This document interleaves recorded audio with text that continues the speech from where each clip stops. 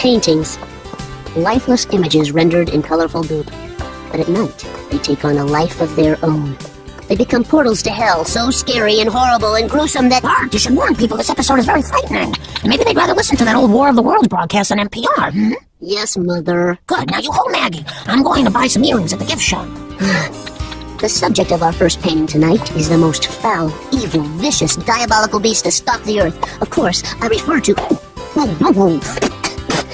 the devil.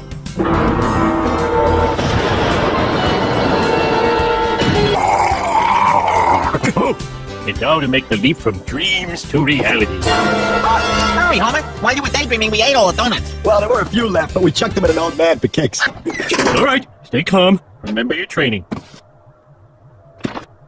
Dear Homer, I owe you one emergency donut signed Homer. Bastard! He's always one step ahead. Ooh, I'd sell my soul for a donut. That can be arranged. Flanders! You're the devil? It's always the one you least suspect. Now, many people offer to sell their souls without reflecting upon the grave Do ramifications. you have a donut or not? Coming up, your sign here. Careful, hot cat. Who's that goat-legged fellow? I like the cut of his jib. Prince of Darkness, sir. He's your 11 o'clock. The function of the tall tale in American literature. For example, Washington Irving, Edgar Allan Poe are fiction writers that are famous for writing these tall tales. But of course, there are more functions to the tall tale in American literature than what appears on the surface. Number one, the tall tale, the Yankee Tall Tale, is a form of political speech when plain speaking about politics was either illegal or dangerous to the health. Much as the Holy Bible, the homespun tall tale of the country bumpkin must be read on 4 levels to comprehensively understand it. Those 4 levels are its literal story, which entertains children and which they will remember. The tall tale provides a morality play. It gives you good values to live by, so that you should not be greedy, that you should be happy with your circumstance and not try and steal other people's possessions. Then the tall tale, such as in Washington Irving, can be told as a political allegory. And fourth, which is especially interesting, is that a tall tale will normally have encased in it coded language, metaphors, or symbols. And it is used for espionage purposes during war conflicts. So, for example, Washington Irving was writing during the pre-Revolutionary War, and Poe pre-Civil War. There's coded language that certain people will recognize, depending on which side of the war effort you're on. If you're on the side of the infiltrator, it's normally used to convey back to your patrons, such as the British oligarchs in London, the progress of the war effort, as well as the accounting of the wealth that you're stealing. The tall tale will tell within its espionage purposes the military maneuvers, the land that you've taken, the wealth that has been stripped. It serves as an accounting ledger for, say, example, the British oligarchs. I think what is interesting is that Brigham Young also had a person that followed them, or a handler of sorts, and he came in the form of a Thomas Kane. One such book written in this form of an accounting ledger was done by Thomas Kane. Thomas Kane is a non-Mormon friend to Brigham Young, and he wrote a book, and it's just brimming with coded messages and accounting of all the wealth stripped by the Mormons, Nauvoo left abandoned, and all the beautiful buildings just left abandoned so these British oligarchs could just count all their money back in Britain. It also, if you want to read this book, I haven't had a complete chance of reading it. Mr. Kane does not spare any expense on lauding and praising the Mormon people. I mean, the florid language of these stalwart Mormons is just beyond. It just makes your heart pump. And it has a different coded messages, such as the Mormons meeting The Indians, there was an Indian chief in Salt Lake Valley that met Brigham Young, provided all the information he needed, and this Indian chief was named Walker. That was his American name, and he probably half and half Native American, half white, because it's interesting that Walkers are also pioneers, and Walkers are also Barbara Bush Walker. A Walker appears all through American history, and normally, I would suspect, not on the proper side. I'm going to give you a few of the coded messages. They use coded language and symbols such as the watch. There's always a pocket watch that is a symbol, such as John Taylor was spared from being assassinated because the bullet hit his watch. Mr. Kane reports that all the watches were sold by these Mormon pioneers to fund their trek westward.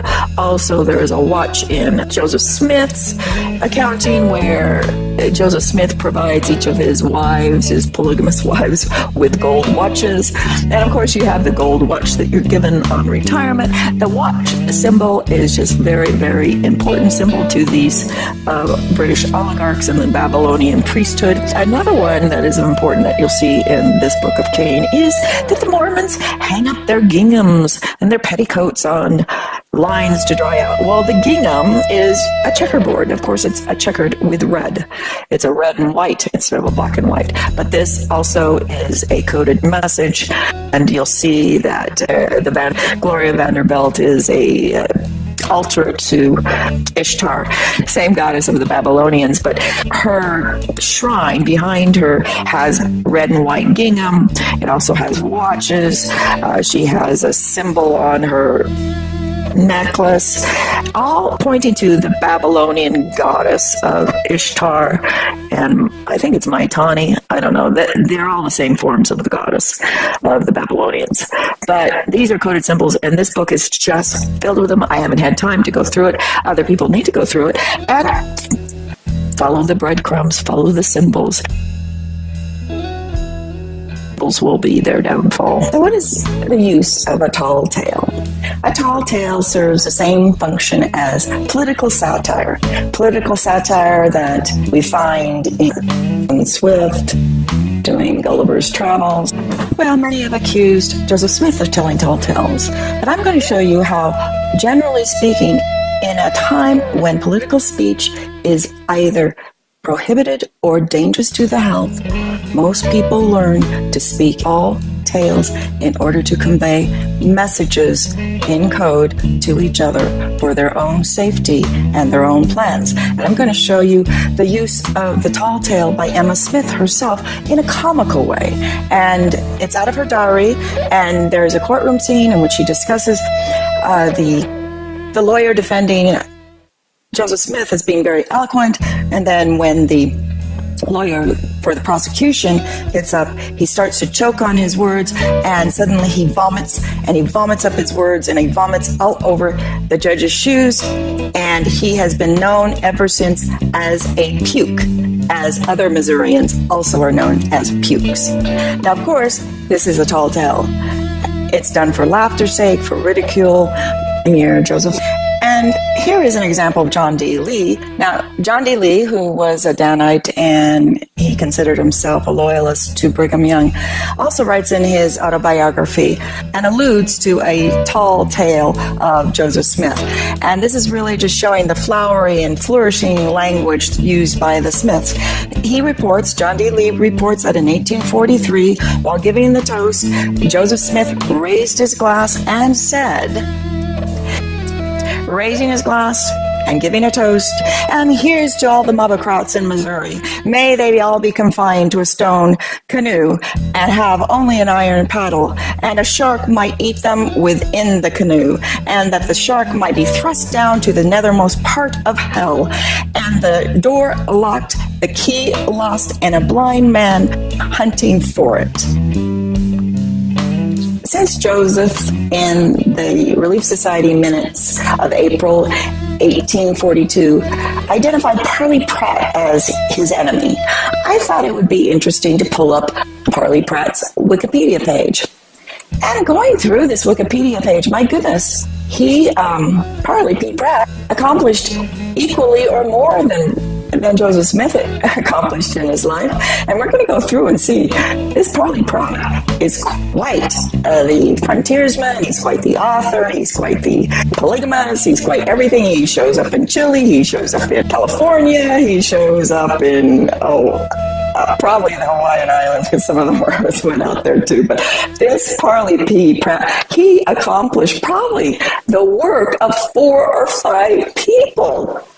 I mean, his life is incredible. Let's go through it. But number one, I want to show you that Parley P. Pratt he was part of the Quorum of the 12, served a successful mission to Great Britain in 1839 and 1841, and that is when, according to, he purchased Lucy Mack Smith's diary or autobiography and then took it over to London with him, and that's where he edited out all the parts the Mormon Church did not want to be revealed through Lucy Mack. But what is interesting about some of these documents, and they call it the metadata. It's what is left in that the editor who is editing out the truth left in because they did not know the significance of leaving that in. That is the metadata in which you can piece this history together. Yes, he was produced multiple wives. He was murdered in 1857 by the estranged husband of a 12th wife. Oh, that story is incredible. I mean, I don't think we have time to go through that right now, but they can't find Parley P. Pratt's bones, and some people speculate it's because they probably ate him. They were doing during this period of time.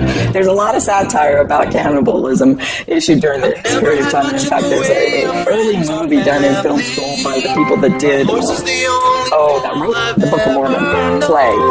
One of their early satiric films they did out of film school was about a group of Salt Lakers going over to Colorado, and they were led by one Mormon pioneer, and by the time they ended up getting to Colorado, they had eaten the Mormons.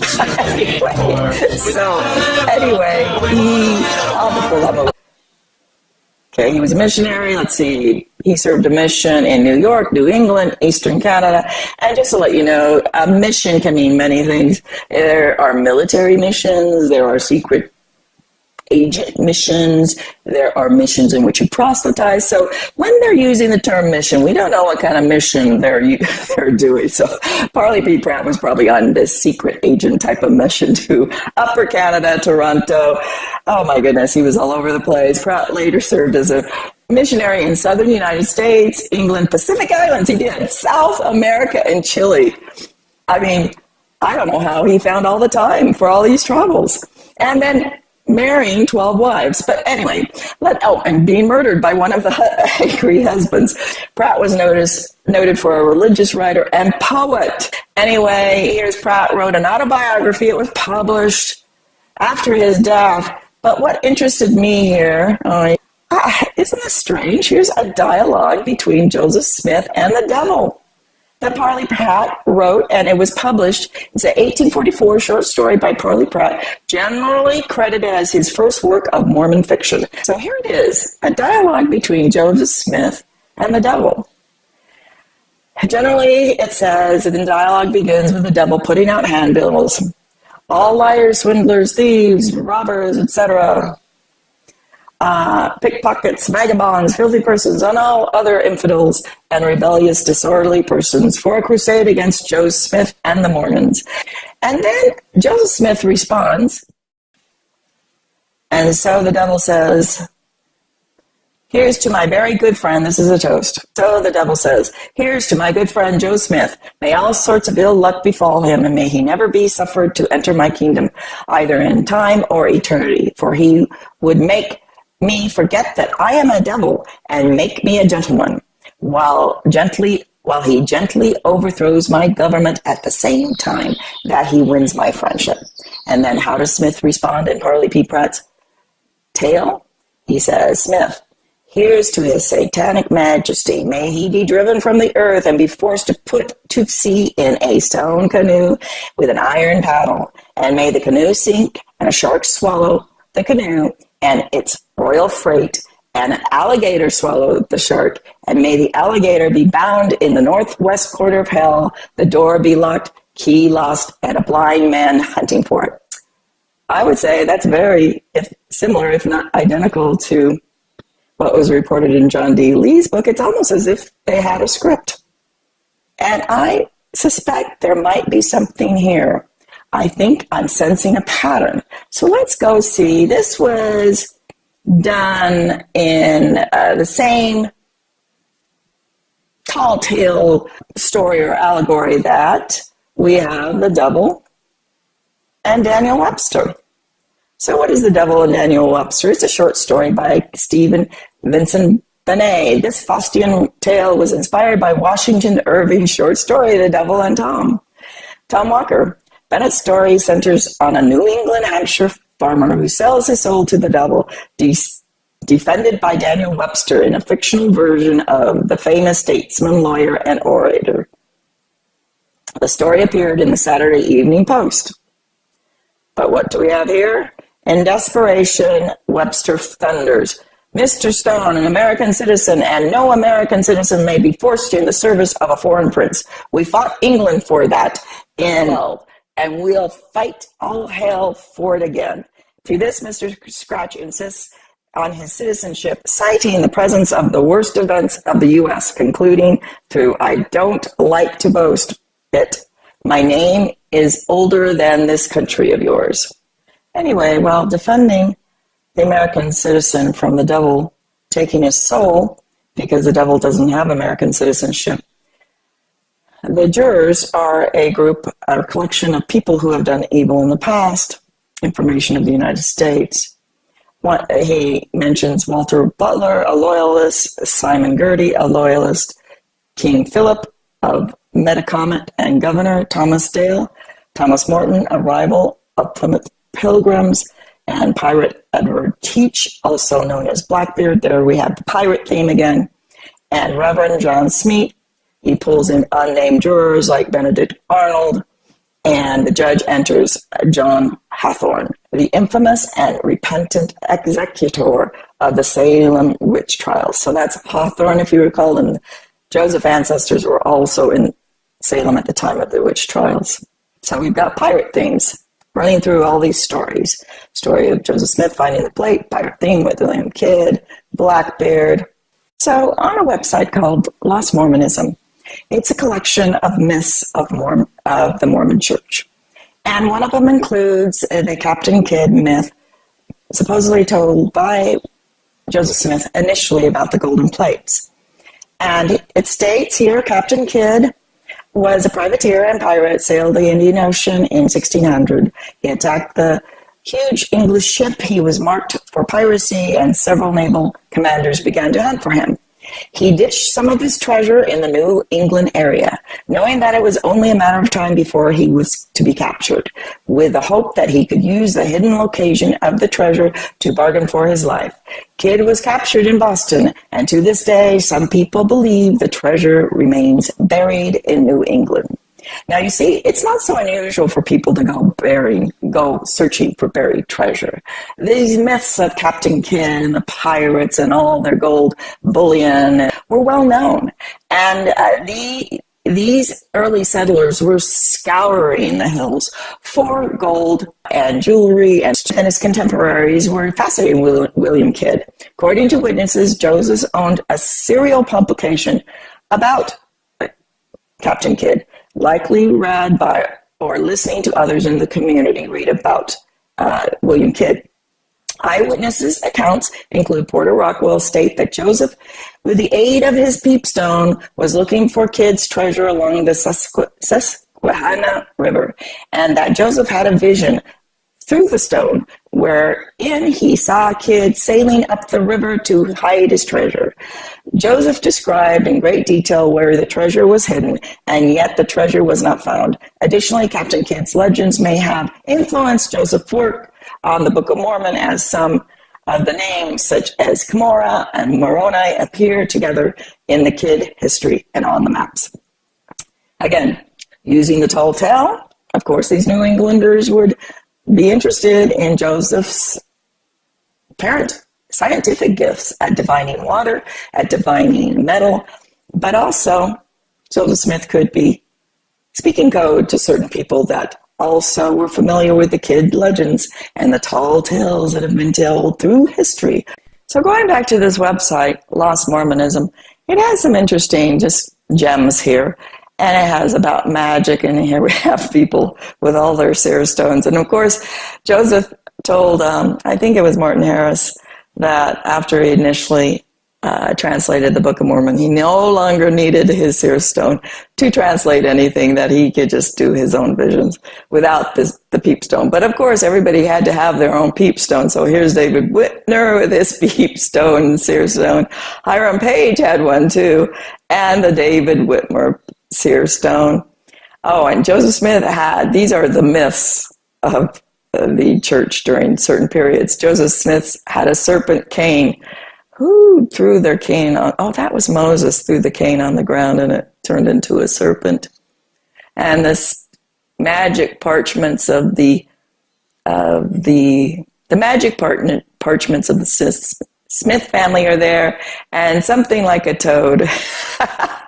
Which, of course, if you recall, Mitt Romney had at the dinner with Donald Trump, they had frog's legs,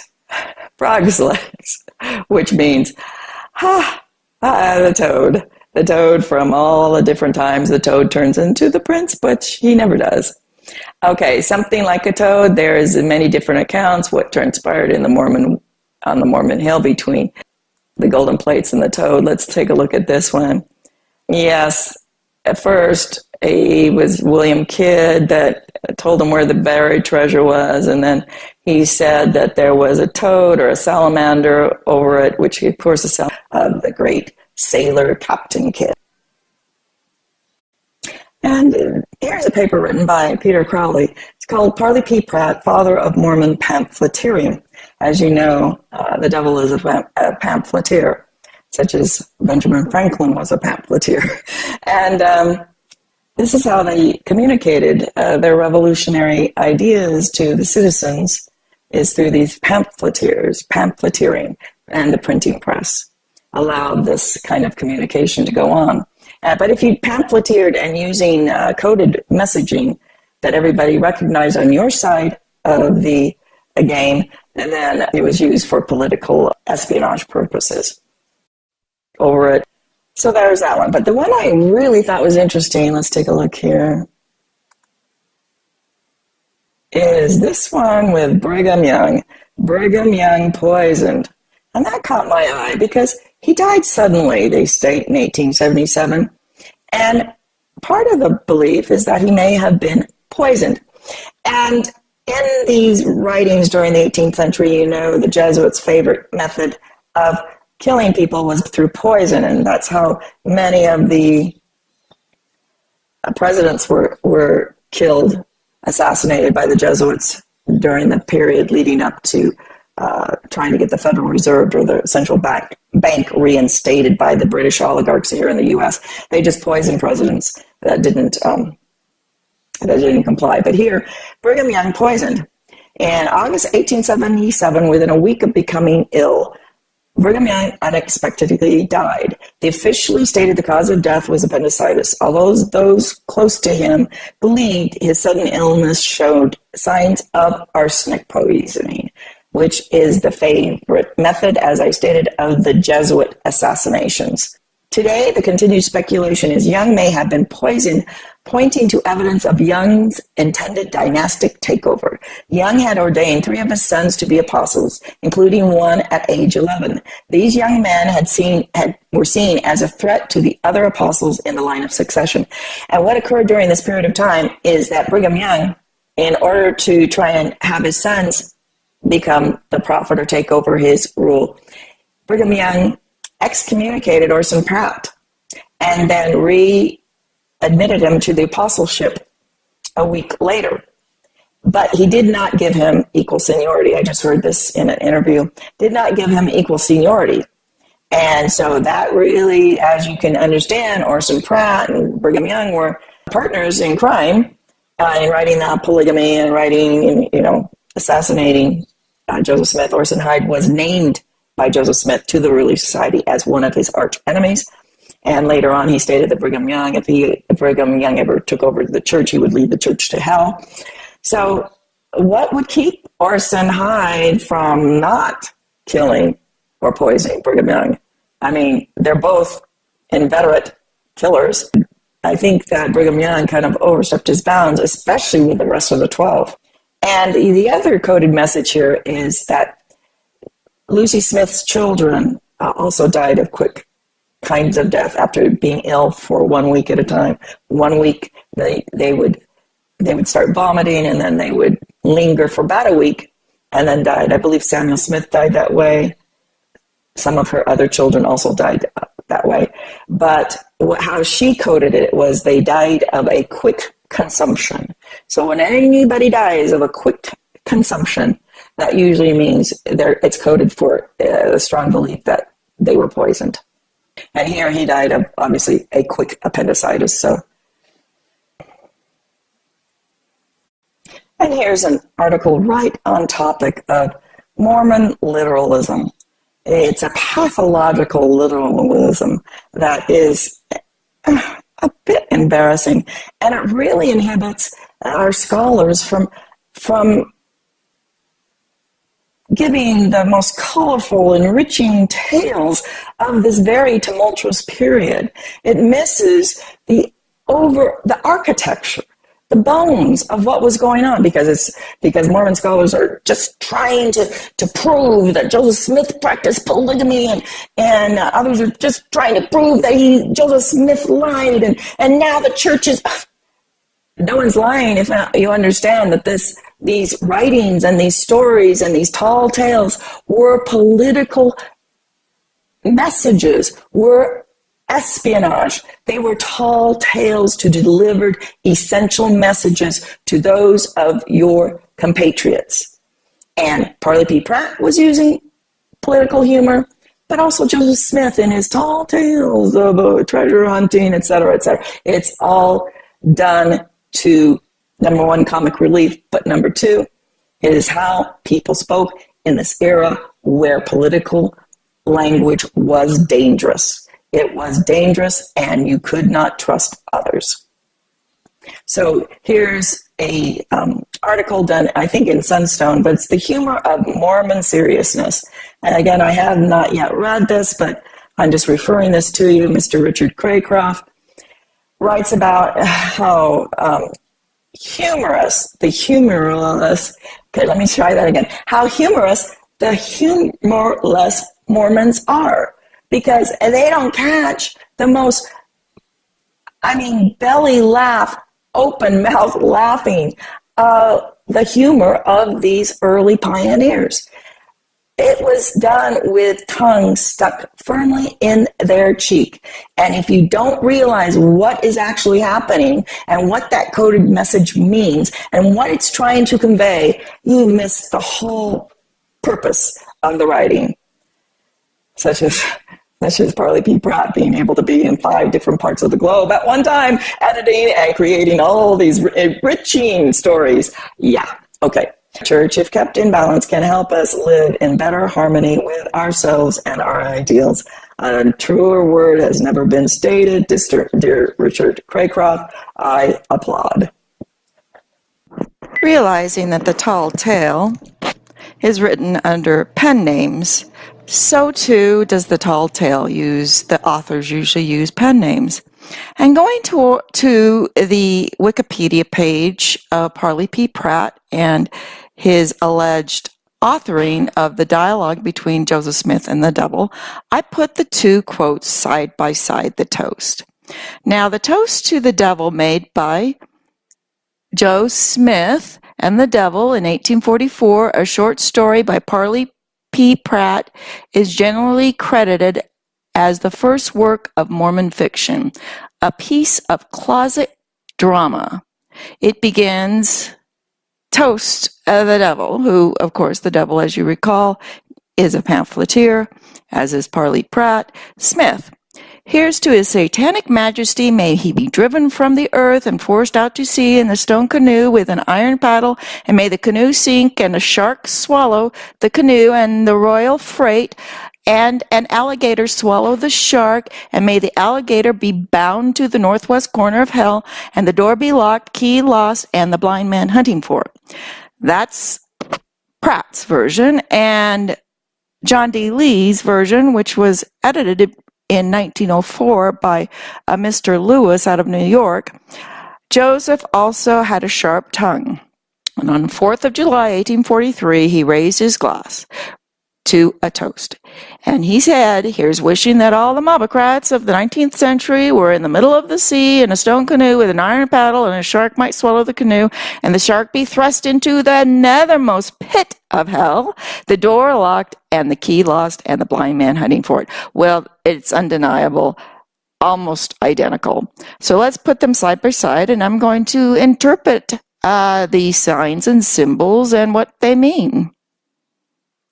And I think you'll be surprised. Here they are side by side. John D. Lee is the Danite. This is his version. And then the Parley Pratt, the Devil and Mr. Smith's version. So I just started noticing the similarities. Number one, here's wishing that all mobocrats, we know those are the Missourians, were in the middle of a lake with a stone canoe. Now, stone canoe is a particularly British rowing term, but it's also mentions stone. So what is a stone? Canoe. And I'm going to just tell you, I am just going to tell you what my interpretation of this is. I do not believe this was written by Parley P. Pratt. I believe it was written by somebody who was taunting Parley P. Pratt and the Mormons and the Campbellites and the Rigdons. And same with John D. Lee's edited version by Mr. Lewis Smith. I think this was put in as a counterpoint, or what should we say, a chorus, in which you are able to recognize the writer and which side they are on, whether they're loyal to the United States or loyal to Britain and the Calvinist invasion of the U.S. And I'm going to show you here that the devil is always a pamphleteer. So is Pratt. So is Benjamin Franklin. So is Paine. Campbellite Stone is the name of the church that Campbellites formed. They formed the Campbellite, and then they joined with the Stoned, and they became I believe that was Tennessee. They became the Campbellite Stone Reformed Church, and I believe that refers to the stone canoe. But also the canoe is when a ship mutinies, they usually put the captain out to sea in a little dinghy, but in this case it's going to be a stone dinghy, so that sinks, and the iron paddle is just probably refers to the Iron Age, or it can refer to old Ironsides. Iron is refers to the iron needed to build the railroad, and that's what the Parley P. Pratts and the Youngs were going out to do. They were tasked with being those that were going to assist in the Union Pacific and the building of the Union Pacific line out to, what is it called? Points, Nevada. It's Ogden, in Ogden. So then the canoe which sinks to the bottom of the ocean and swallowed by a shark. Well, the shark is a reference to swallowing people and being shark-infested water. The canoe and the royal freight, which refers to the devil or Mr. Pratt himself, or the royal freight, the devil, also refers to the Campbellite, Alexander Campbell and the Stone Reformation Church.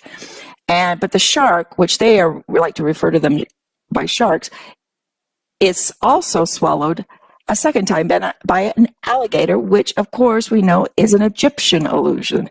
The Egyptians are now going to swallow the shark, which usually refers to these Calvinite ministers, and be bound to the northwest corner of hell. Well, the northwest corner of hell is northwest of Utah, where the Union Pacific Railroad was going to go through, and then the door be locked. That's locked on the doors of hell. But also remember, there's a lock and key on the stone box in which Joseph Smith found the plates. And then the key lost, which refers to the keys of the priesthood. You've lost your authority to rule over hell. And then a blind man hunting for it for eternity. And it's just a bit of irony here. But Joseph Smith, Alexander Campbell, in his accusations and written treatises, he did under a pen name, but also under his own name in I think it was 1831, and then under the pen name in 1835 under Mormonism Unveiled, accuses in his exposés on Mormonism, accuses Joseph Smith of practicing polygamy. Well, this is that age-old rule for radicals, or protocols of Zion, or whatever you want to call it. These are those rules that Machiavelli also promoted the rule that you always accuse your accusers of the crimes you are committing. That was repeated by Stalin, repeated by Lenin, repeated by Mussolini. These are repeated, plagiarized phrases all through history, going back to ancient Rome. And you can trace the origin all the way back through these different tyrants. But he accuses Joseph Smith of the crimes he and Brigham Young and Rigdon were doing and promoting. These were the Calvinists. They were practicing this spiritual wifery, which until the outbreak of syphilis, these people were practicing. Sabbatai Seli introduced the ritual that is done all through ancient practices, where you turn off the lights and then you just jump on each other and you make love to everybody's wife in a dark room. That is repeated over and over again through many biographies of the closeted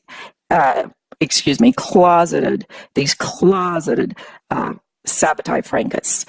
And but so he is doing just as the rules for radicals and Machiavelli require. He's accusing Joseph Smith of his own crimes, which is the free-loving spiritual wifery that originated with Alexander Campbell, not Joseph Smith. Joseph Smith, as we have seen, did not practice this spiritual wifery, did not practice free loving, did not practice polygamy. And if you want to remember who shows up with John C. Bennett, that old open free love harem kind of guy with the veils, he shows up with Sidney Rigdon to try and take over the Nauvoo church. But then, of course, Pratt and Brigham Young rush in. They're the same. They have a fight, and everyone goes their separate ways. Everybody has their own church with polygamy. The Rigdonites go up north. Brigham Young goes out west. And anyway, this is the symbolism which tells me that these particular tall tales purported to be written by John D. Lee and Pratt were written by the opposite of these scoundrels. It was written by certain loyalists to the U.S. that were taunting the Brighamites and taunting the Campbellites and saying, "We won. You didn't. You've been chased out to the northern part of hell." Here it says, "Bound in the northwest corner of hell," which is Utah. Which is Utah, and they're going to lock the door and throw away the keys. Why else would they be chased out of the United States but into their own little corner of hell, to be surrounded by decent people, to be forever gone?